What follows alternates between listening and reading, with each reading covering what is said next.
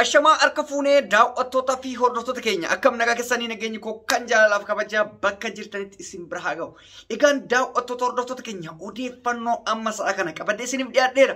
Hamma xumura qophii kiyyaatti na waliin turaan affeerraa kooti. An Reedii Adam Tube namoonni chaanaalii keenya faayidaa taatan subscribe gochuu maatii keenya ta'a. Viidiyoo keenya immoo like gochuu hin irraanfatinaa isiniin jenna. Odeeffannoon amma sa'a kana isiniif qabu ibsa ijjennoo mootummaan naannoo Tigraay sa'a ammaa kana baase. Akkasumas immoo wal haleellaa ibidda saafaa yookaan ibidda ho'a Amaaraa fi Tigraay walirratti deemsisaa jirtu irratti mootummaan maal dubbate? Hawaasni Oromoo maal jechaa jira? Biyyattiin garam deemaa jirti? Akkasuma dhuma irratti erga Haacaaluun ajjeefame biyyattiin haala ajaa'ibsiisaa ta'e raafama keessa kan galte bifa kamiin tasgabbaa'uu dandeessi? Yoo hayyoota keenyaa bahe moo yoo dhiina Haacaaluu fa'aa bahe kan jedhullee isin biraan ga'uuf deema. Reedii Adam Tube daawwattoota keenya. Egaan dursa oduu keenya akka jalqabaa irratti ibsa mootummaan naannoo Tigraay sa'a ammaa kana kenne isiniif himaa. Ibsi ijjennoo sa'a kanatti inni kenne maal inni afaan Amaariffaatiin dabarsee miidiyaa Dimtsi Wayyaanee jedhu irratti akka dhaadannoo ajaa'ibaa kanatti dhaadate maal jedhee jalqaba irratti nageenyi fi kabajaan uummata Itoophiyaa irratti haa jiraatu. Itti aansuudhaan uummata keenya uummata Itoophiyaa kabajamoo jedhe. Jaalallii fi jireenyi biyyattii Itoophiyaa kana keessaa bareedaa yeroo turetti wajji jiraachaa turre jedhe. Garuu har'a rakkoon nu mudate kanaaf wal qabateetiniin naannolee tokko tokkotti nageenyi hin jiru jedhe. Kana waan ta'eef jedhe nuti uummanni Itoophiyaa ammallee jaalala duraan isiniif qabna. Haa ta'uuti jedhe naannoleen ollaan keenya afran kaaba kibba bahaa dhiyaan warri jirtan warroonni lafa keenya dhiibdan warroonni roorroo nutti gochuuf yaada qabdan yoo jiraattan yeroon irraa of qusachuu yoo kan dhiibbaa barbaaddan taate mootu sa'a ammaa kanarraa tarkaaffii keenya fudhachuu hin eegalla nurran ilaalinaa jedhan. Kana jechuun kallattiidhaan Amaaraa fi Amaaraa qofa ilaallata. Oromoo hin ilaallatu. Daangaa walitti hin qabnu. Daangaan kan walitti qaban Amaaraa, Suudaanii, Eertiraa, Jibuuti. Kanarraa kan hafe nama tokkoon daangaa qaban jara kana jala sarareetiin sarara diimadhaan of eeggannoo haleellaa akka eegaluu heddu dhaamee fi kana jechuun immoo rakkinni inni qabu guddaan yoo jiraate Eertiraa fi Amaaraa qofarraa rakkoo Suudaanii fi rakkoo Jibuuti irraa qabu takka illee hin qabu jechuudha. Kanaaf ibsa ijjennoo san irratti waan baay'ee dubbate mootummaan Itoophiyaadhaa jedhe akka dubbatetti daa'immanii fi dubartii yoo ajjeese malee waraana tokko qabeetiniin hidhuu nama danda'u miti mootummaa nama bulchu jedhe. Waan baay'ee dubbate walumaa galatti nuti biyyattii tana ammallee yoo ta'e akka Itoophiyaanota kamiitittuyyuu kabajaaf jaalalaan biyya san keessa jiraachuu barbaadna garuu nama daangaa keenyatti ce'ee fi nama sarara keenya cabse jedhe abadan biran darbinu kan jedhu dhaadannoo ciccimaa akka haleellaa barbaadaa jiranii fi lola cimatti seenuu akka barbaadan dubbate ibsa san keessatti akka dhageeffachaa turetti. Haa ta'uti akkuma jedhe dhugumatti naannolee Amaaraa baay'ee weeraree jira. Weerara guddaa naannolee magaalota 4 olii qabee jira jechuudha. Alamaxaa dabalatee akkasumas immoo magaalaa guyyaa duraa harkaa fudhatan san jechuudha. Baay'ee tokko weerare. Humni isaanii ammas humna bifa haaraan qindaa'e. Inumaayyuu Geetaachoo Raddaa magaalota weeraran san keessa deemee haadholii akka jajjabeessaa jiru viidiyoo wayii mul'atee jira. Tigraay dhugumatti uummata ajaa'ibaati. Waraana osoo hin taane waliigalteedhaan injifatan. Tokkummaadhaan injifatan jarri kun. Akka Oromootti baay'ina hin qaban.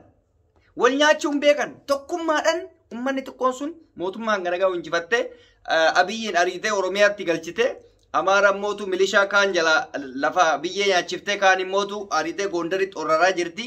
Sadarkaa isiin itti deemaa jirtu immoo kan waliin laallu ta'a haala ajaa'ibsiisaa ta'e jechuudha.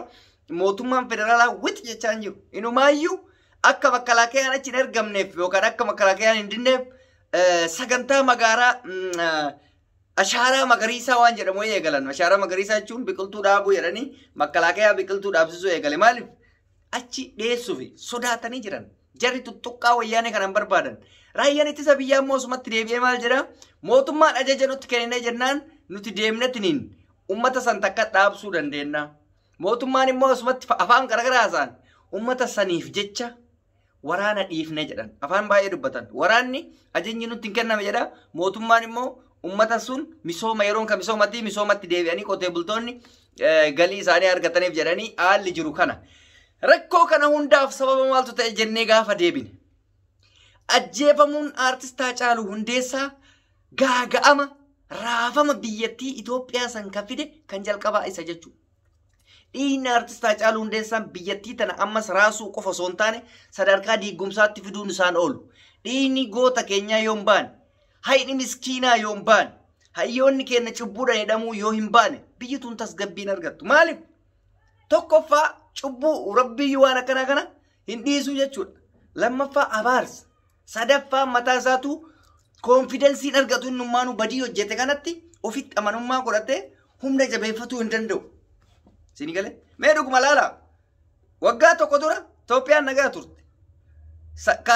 Qabsoo garaa afaanii fi miidiyaa fi akkas deebii miidiyaa adda addaa wal deebisuu malee namni waraana seenee hin turre. Waraanni yoomirraa seename waggaa tokko asiin kun maaliin irree ajjeefamuu aartist Haacaaluu Hundeessatu biyyattii tan akkatti raasee argitee kaan fixee ummata kumaatamaan jechuudha rakkoo keessa akka seenuu fi akka mootummaan kun illee ofitti amanamummaa dhabu taasise. Haacaaluu mootummaa mataa ofii danda'e ta'uu kanarraa hin hubanna. Dhugumaaf saba keenyaaf qaalii ta'uu ammallee mootu dhiinni Haacaaluu Hundeessaa yoo hin baane biltsiginnaa naqa aartistii keenya goota keenya kanaa yoo hin baase irraan citu ammas. Rakkinni kun irraan citu. Hayyoota keenya uumanidhaa keessaa hin baane. Maaliif? Maqaadhaaf Oromoo keessaa ba'e. Namni Oromoo keessaa baatee diinii dhufee si jala hiriiru takka hin jiru. Amaarrummaan nu isa jala hiriire jettuun tun hajatti isa inni daatu. Tigreen silaa akka argitan kana. Ummanni biraallee ummannummaan kibbaatu jechuun warri Sidaamatu iyyuu waraana ofii erguu dide. Maaliif? Amaarri lafa isaati waan ta'eef lafa isaati irratti ofii haalolatu nu ilaallatu jedhan. Tigreen immoo humna Amaaratii oli. Humna makalaaqiyaatiyyuu oli jechuudha. Akkatti wal nyaataa jira amma biyyatti. Rakkinni isinii galeemi mootummaan kophaa jira, Sidaamni kophaa jira, Amaarri kophaa jira, Tigreen hunduu kophaa jira. Mootummaa mataa ofii danda'e qaba hunduu jechuudha. Haa ta'uuti silaa rakkoo kana fuuruu danda'u. Mootummaa federaalaa ture mootummaan federaalaa ofiifuu rakkoo keessa jira. Maaliif? Saba irraa dhalate duuba deebi'ee nyaate. Saba keessatti guddate duuba deebi'ee itti garagale. Hin kaade. Hin waakkate. Hiriyoota ofii nyaate. Hayyoota ofii nyaate. Akkamitti duuba namni kun injifata jettee yaadda. Moo kaadireen 203 takka kan geenne miidiyaa kanarraa abbichuu koo jecha oltu kanatu har'a bakka waraanaa san bu'ee deemetiin biyyattiidhaaf dhaabbata. Kana yaaduu qabda. Woboon akkasi. Oromiyaa woboon bulaa jirti. Tigraay TPLF'n bulaa jirti. Amaarri waluma keessa ka Amaara namaan galu. Jarri tawaqqaa biyyi kan ejjennoo hin qaban. Abbamaa wajji dhufe wajji fiigan. Gizee tokko biyyi jedhanii, gizee tokko isaayyuu hin jibbanii, gizee tokko Minilik jedhanii homaa argana haasa'an jarri. Dhaabbatan qaban faayidaa dhuunfaa ofii jala fiigan. Yoo mootummaa waan gaarii godheef mootummaa faarsuuf dhaabbatan. Yoo mootummaan xiqqoo irraa garagalee mootu kabiraatiitti faarsan. Jarri saree gaanatti dhaaban qabdu ejjennoo hin qaban. Sidaamni silaa Sidaamaa bakka duraayyuu baay'ee waa'ee siyaasaa kanarraa dantaa hin qabanii haala kana keessa jira jechuudha. Walumaa galatti amma dhumarratti akka tasaa ta'ee suuraa bareedduu natti tolte wayitu jira.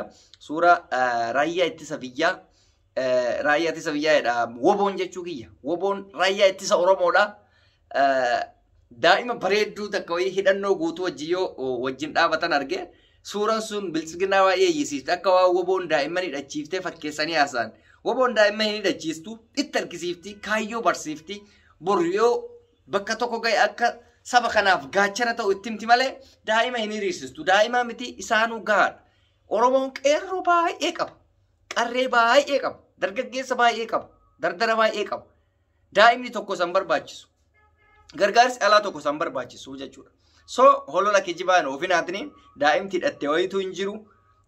Ijoollee kaayyoo fi adeemsa barsiisaa jiran jechuudha. Kanuma isin dhaamaa egaan daawwattoota hordoftoota keenya odeeffannoon har'a qabnu kana fakkaataa odeeffannoo guyyaa biraa bareedaa isaatiin hanga walitti deebinutti turtii gaarii naaf qabaadhaa isiniin jedha. Anreedii Adam Tube. Namoonni YouTube chaanaalii keenya faaraa taatanii dhuftan yoo jiraatan subscribe gochuun maatii keenyatti dabalamaa isiniin jenna. Viidiyoo keenya immoo like gochuun hunda caalaa akka viidiyoon keenya isin bira ga'u taasisa. Odeeffannoolee keenya yeroodhaa gara yerootti kallattiidhaan isin bira ga'a jechuudha. Kanaaf an reediin isin jaaladha isin kabajaa gaarii irra naa tura fayyaa naa ta'a.